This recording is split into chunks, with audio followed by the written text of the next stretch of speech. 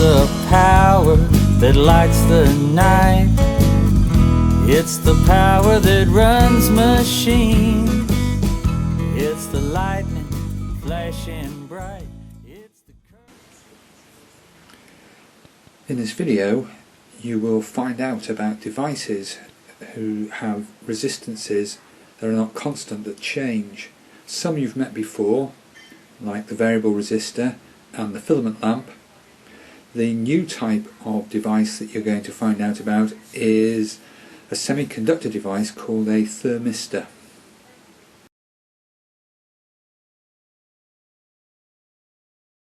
Here a rheostat is being used as a variable resistor to control the brightness of the bulb. The rheostat works by moving the slider, and as the slider moves it changes the length of wire that's in the circuit. And we know from investigations we've done previously that the greater the length of the wire, the greater the resistance. If the resistance wire is made into an arc with a sliding contact, the resistance wire is connected between terminals A and B. The resistance between terminals A and W changes as the position of the sliding contact changes.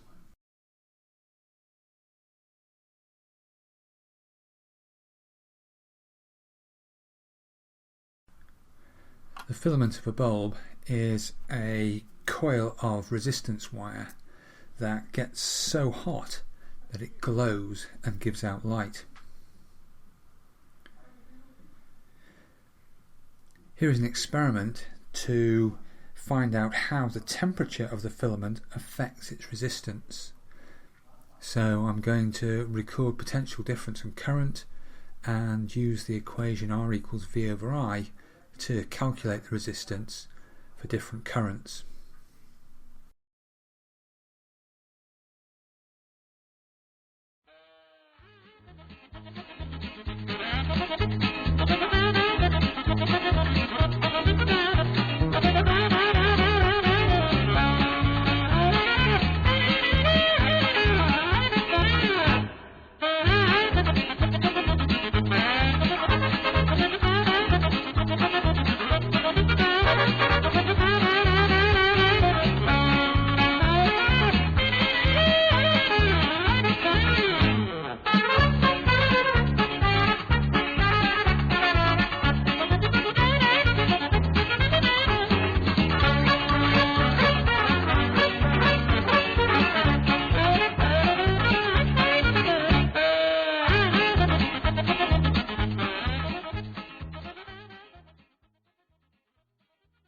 The higher the current flowing through the bulb, the higher the temperature of the filament, so we can see that the higher the temperature, the greater the resistance of the filament.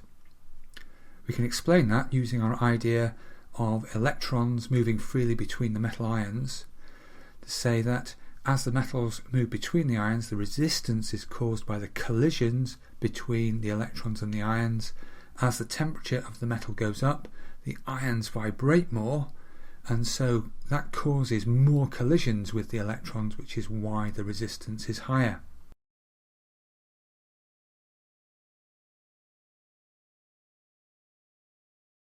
This is a thermistor. It's a semiconductor device where the piece of semiconductor is in the end here. It's connected up to a multimeter to measure its resistance, and at the moment at room temperature its resistance is 7.5 kiloohms. Put the thermistor into some cold water with some ice in it, and you can see that its resistance is increasing, and it's almost doubled. So we'll now put the thermistor into some warm water at room temperature, and as its temperature goes up you can see the resistance is falling. So we're now down to 7.2 kiloohms. So finally we'll put it in some hot water out of the kettle, and you can see its resistance is falling again. So clearly there's a link between the temperature of the thermistor and its resistance, and we can say that the higher the temperature is, the lower the resistance of the thermistor is.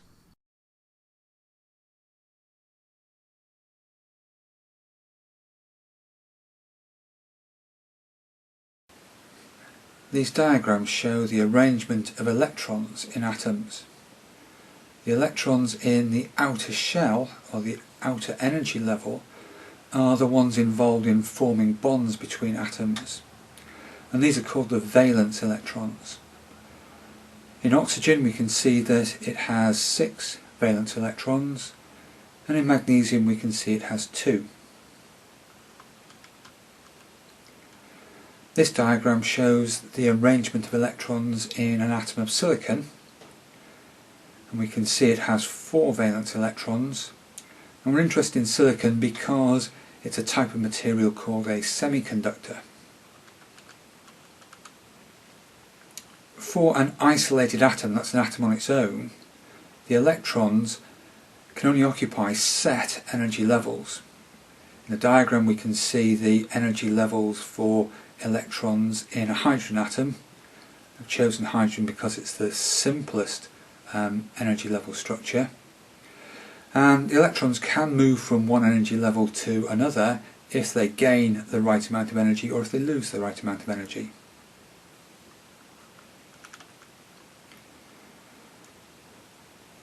When atoms get very close to each other, as they are in a solid, then the individual energy levels merge to form energy bands, as we can see in the diagram.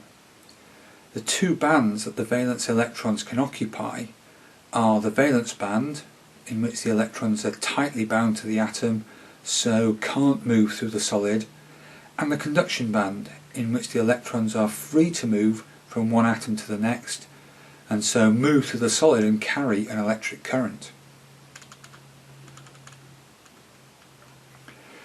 The band model of the electron structure in solids can be used to explain the electrical properties of different types of solids.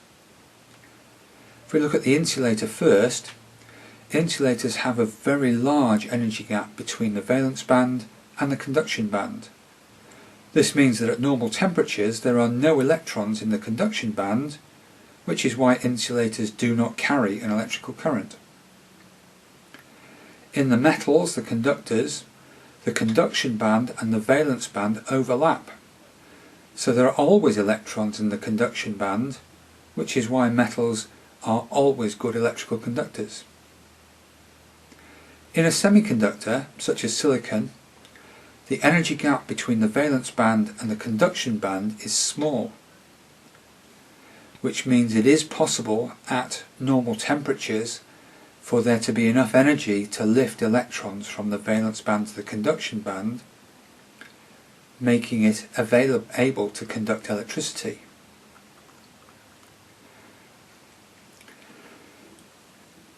At absolute zero, all the electrons would be in the valence band. They'd be at their lowest energy they could possibly be. So the semiconductor would not conduct electricity. There would be no electrons in the conduction band. As the temperature increases, the heat energy is able to move some electrons from the valence band to the conduction band. This produces 2 types of charge carriers that are able to move and carry an electric current. The electrons in the conduction band are one type of charge carrier, and the holes left behind in the valence band are the other type of charge carrier. As electrons in the valence band move to fill in the holes can be thought of as a positive particle that can move freely through the valence band.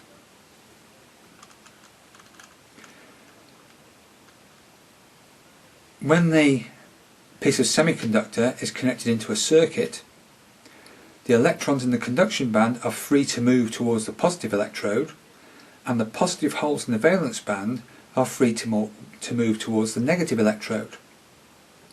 So for a semiconductor, as the temperature increases, so the number of charge carriers available to carry the electric current increases, so the semiconductor becomes a better conductor. That means that its resistance decreases as the temperature increases.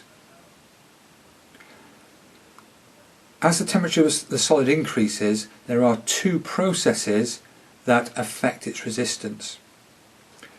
The process we talked about when we were looking at the resistance of a metal wire, which is the vibrations of the atoms increase as the temperature increases, which will increase the number of collisions for the moving electrons, which acts to increase the resistance.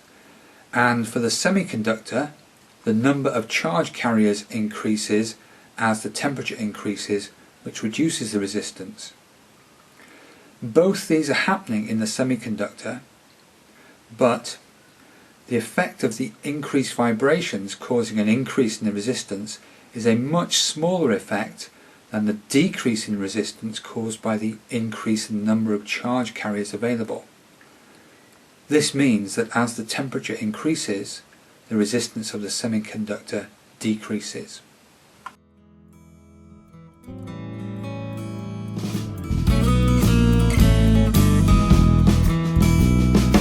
It's the power that lights the night. It's the power that runs machines. It's the lightning flashing bright. It's the current of our dreams. Electricity is moving electrons. Electricity is moving electrons. Electricity is moving electrons. When they move from you to me, there's a shock that we both feel, though they are much too small to see. What they do is really real. Electricity is moving electrons. Electricity is moving electrons. Electricity is moving electrons. When they're moving through a wire, when the current starts to flow, it's the power we require to make things run.